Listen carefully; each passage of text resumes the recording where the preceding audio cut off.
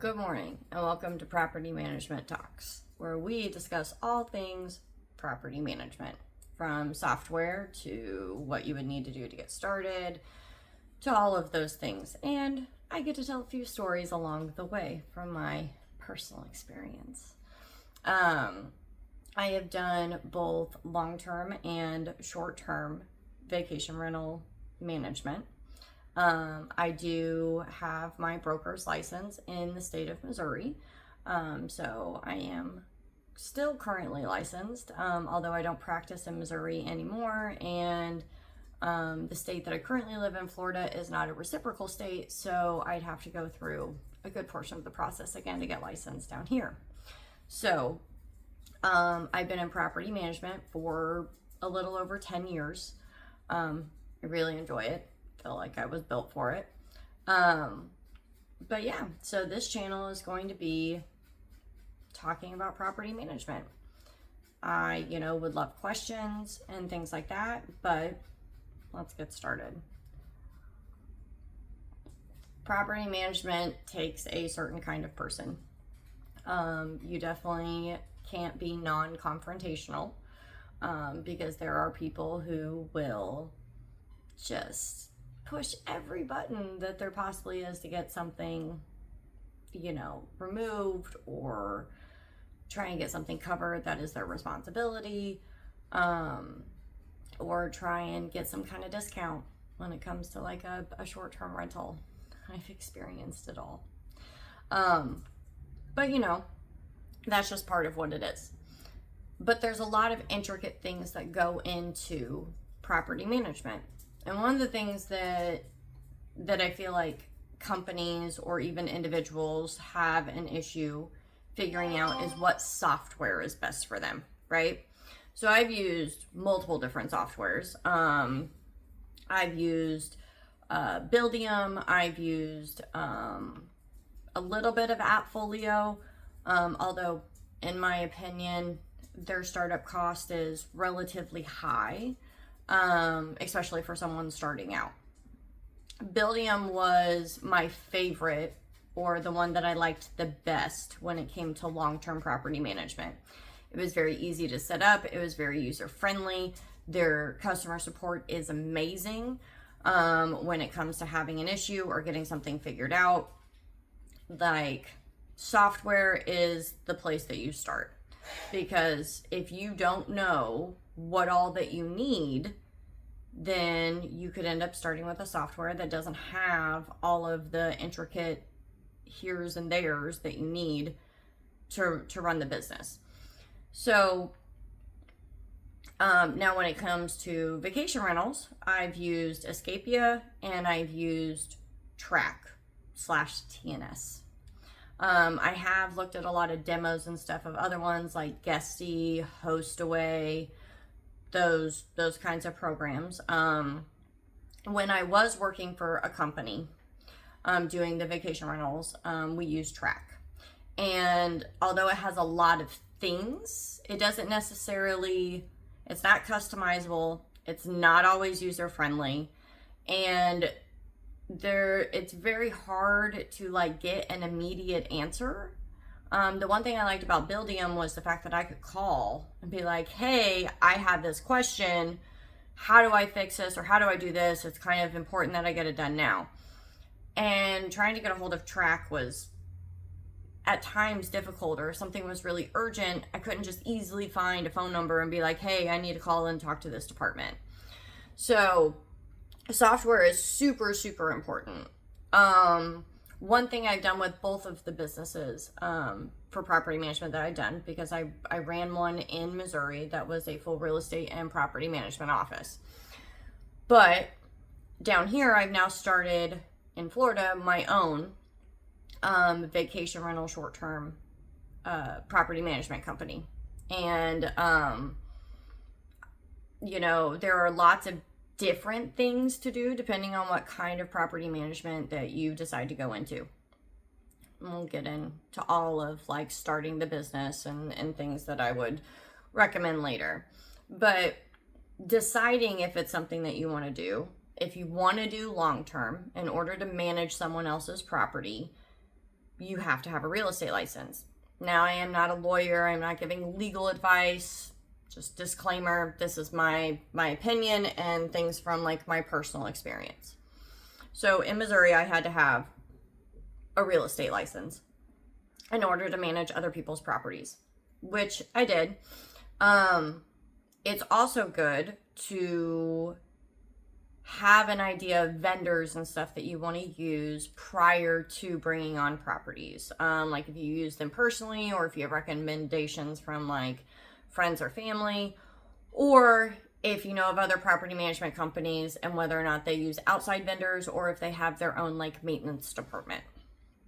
So all of that is really important when it comes to deciding. So with the long term, to manage other people's property, you have to have a real estate license. So obviously I didn't want to go through the whole rigmarole down in Florida to be able to do the long term. Probably should have, maybe, I don't know. But I like doing the vacation rentals. I don't have to, one of the perks is that I don't have someone who's occupying a home for a year. So my turnover is substantially higher. If I have someone who may be slightly difficult, I can, I know that the max that they're staying is generally like 3 months, sometimes 6 months. Okay. And 6 months can still be a long time. It doesn't seem long, but it can be long. But with the vacation rentals, you don't have to have a real estate license. You do need to have like a sales certificate for like the sales tax in Florida, business license, LLC, EIN, like all those kinds of things. So I started mine a couple months ago, when I was separated from my previous employer. Okay. And I'm knowledgeable. I'm opinionated. I also do research into what I know. So when I explain things that wouldn't necessarily work or didn't fit the market or whatever the case may be, my boss at the time thought it was just pushback, that I just wasn't willing to do what they wanted me to do, which wasn't the case. I wanted my department to flourish, to grow, to all of those things. But that's neither here nor there. So, do you want to get into property management? Are you thinking about it? Are you looking for a career change? Do you have lots of questions? Not that I can answer all of them, but I will answer them to the best of my ability. So it really just kind of depends, like, what information are you looking for? Where are you looking to get started? What state are you in? Have you looked into their requirements? Because, depending on the city and the county, they can have regulations and, limits or boundaries or whatever you want to call it on whether or not there can be vacation rentals, or whether or not you could, have like a fourplex or an apartment or, house converted, and, who could actually rent it. So like when I lived in Missouri, you couldn't have 3 women who were unrelated rent the same home, because then it could have been considered a brothel. Not that it's ever enforced. Okay, just stipulating that. But those old laws that don't actually pertain anymore. Yeah, those are still there. What's the occupancy? What are the requirements? Is there an HOA? Who's taking care of that? Like, there are so many different things that you have to look into when it comes to property management. So here's, just kind of like a short introduction of all of the things that you would have to consider. But let me know if you have questions. I'm happy to address those. I'm happy to go into more detail. I'm happy to give you more information on, like what software I would recommend, obviously, from personal experience. I am actually going with a different software for my vacation rental business, because I think it is more user-friendly, and it still has all of the things that I think are necessary. And one of the things that I think is great is it's got a way to incorporate and build my website for my bookings and all of those things along with my software, which is a plus, and it doesn't cost me any extra. And that's important to look into as well. But there you go. There are a couple different kinds of property management. Short-term would also be considered like Airbnb-ish style, or Vrbo, which you can advertise on when you have your own vacation rental business, but we'll get into that later. But if you stayed this long, thank you for, sticking with it. If you have any questions, if you're interested in getting into property management, or you're currently in property management and you just want another opinion or someone to help look over things, I love organizing and making things more efficient and simpler, because that's what I did. I made everything run like a well-oiled machine, so that way it was a smooth process no matter what I was doing, whether it was scheduling cleans, whether it was double checking my numbers, whether it was, creating a second step, or I built my own digital guidebooks for all of my guests. So they could literally download an app to be able to access anywhere in the area that they were running recommended restaurants, golf courses, recreation centers, town square events. I'm sure you can kind of figure out where I'm at. All of that information is in their digital guidebook that they can download as an app to their phone.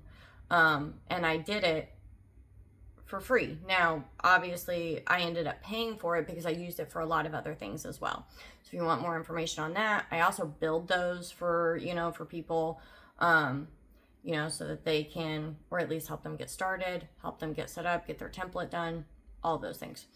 But you want more information on how to make things more digitally efficient and how to do it without having to pay a company X amount of dollars per month for X amount, for each guidebooks or each unit or each door.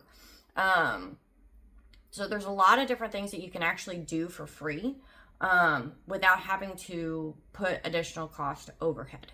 So all of the information, basically, overview. But thanks for sticking with us this long. If you have any questions or anything, let me know, and I'm happy to help. I will be back soon with more information. Have a great day.